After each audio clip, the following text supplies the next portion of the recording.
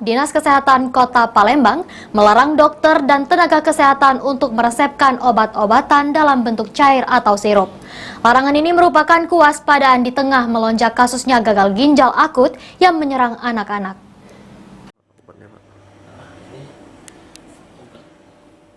Di tengah melonjaknya kasus gagal ginjal akut pada anak yang diduga akibat mengkonsumsi obat cair atau sirup, pemerintah melalui Dinas Kesehatan bersama Dokter Anak Indonesia, Badan POM, serta instansi terkait lainnya secara resmi melarang dokter dan tenaga kesehatan untuk meresepkan obat-obatan berbentuk sirup kepada anak.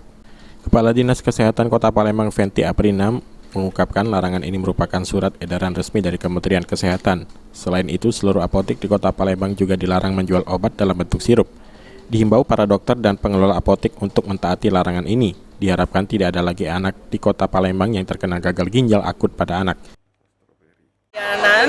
Kementerian Kesehatan bahwa saat ini untuk seluruh tenaga medis, artinya dokter spesialis, baik itu yang bertugas di puskesmas ataupun di klinik-klinik ataupun di rumah sakit itu tidak dulu meresepkan dalam sediaan sirup, dan seluruh apotek itu sudah sepakat bahwa tidak akan menjual sediaan sirup. Jadi itu sampai menunggu masih ada 69 jenis obat yang masih dalam pemeriksaan.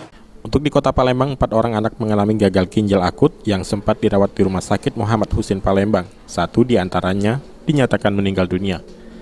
Abidin Riwanto, PAL TV.